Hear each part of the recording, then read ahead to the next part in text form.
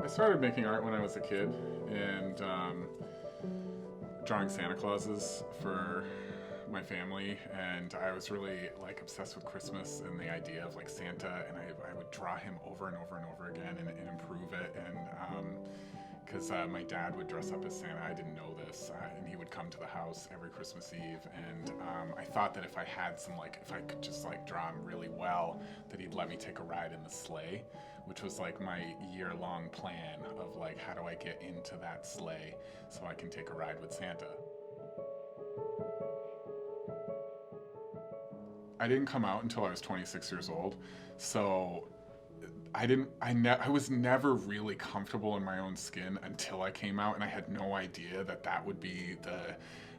like jumping off point for me to like feel authentic and be myself and use colors that I would never use before, because God forbid somebody would see pink in a collage that I'd make, they'd think I was gay, you know. It's like, and now it's like I use pink in everything.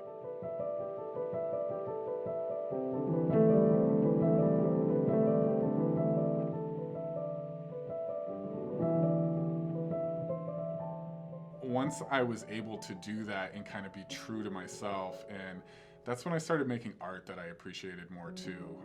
I think everything that I had made before was just sort of false. It was just sort of a way that I could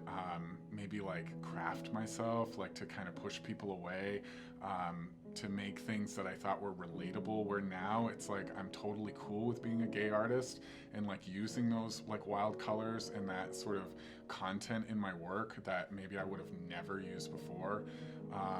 And I'm really proud of that work, and I feel like it's way more relatable to people than any shit that I was putting out before that I don't even have anymore, like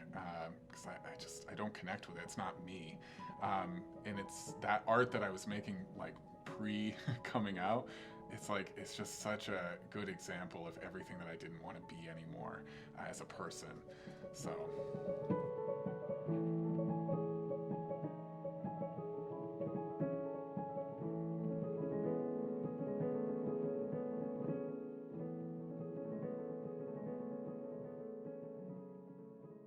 okay, so when we decided that we wanted to open the art museum,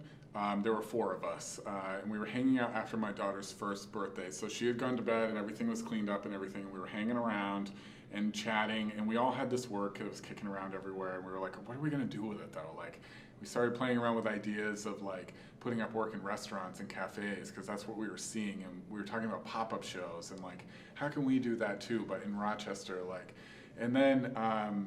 we thought of the library. So originally we started at the library, and because all their walls are empty, like from here up, you know, so they've got books up so high, and then it's just white walls up there. So we started there, but we soon outgrew that space and decided to move into the community center.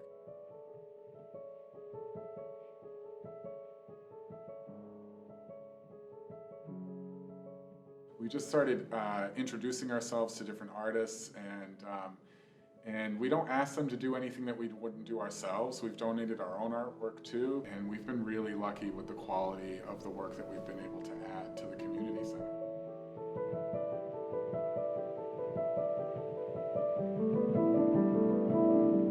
I hope that we can empower people to figure out what it is that they do well that they can use to make the community better as a whole too. Because you're never done, it's never over.